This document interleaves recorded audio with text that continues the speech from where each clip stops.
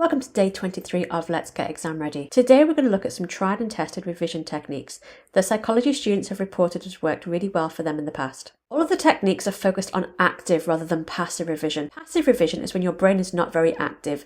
You're just simply reading, maybe making notes, maybe highlighting, but you're not really using your brain and strengthening those neural connections.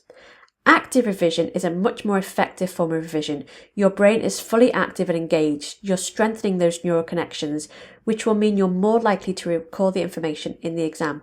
Our first active revision technique is making SAQ or ERQ plans. When making an SAQ or ERQ plan, you're actively using your brain to recall information and knowledge about studies, topics, and critical thinking, and you're putting all that information to a plan that you can use to revise from. This is a great active revision technique to assess your recall ability of information that you've revised. In our previous videos, we've had a range of example ERQs and SAQs that you could practice planning out your responses to. Many students make flashcards, and flashcards can be a great way to revise.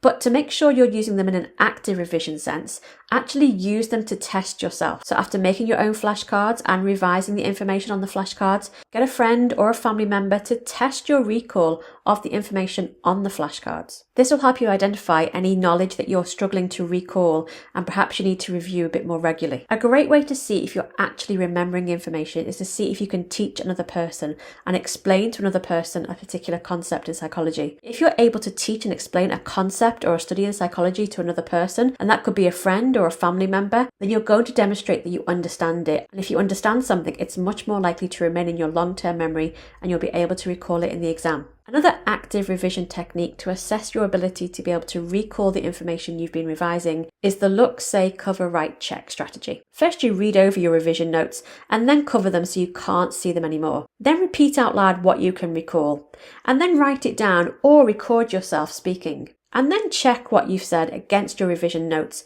Is there anything that you forgot, anything that you missed out, or anything you got incorrect? This is a great technique to allow you to assess your ability to recall the information. Revising information is not successful by itself.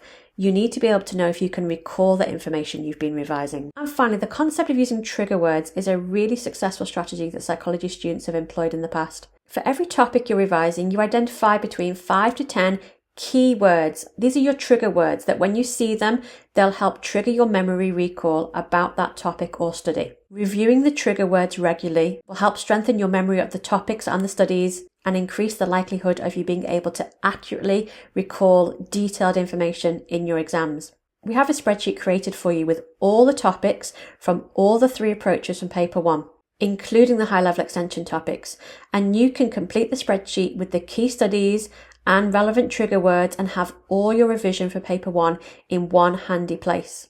If you'd like to get hold of this spreadsheet, just head over to Diploma Insights website and register for your free tutoring session with an IBDP psychology examiner.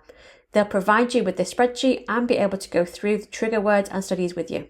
Tomorrow we return to paper 3 and look at how to write top scoring responses for question 2.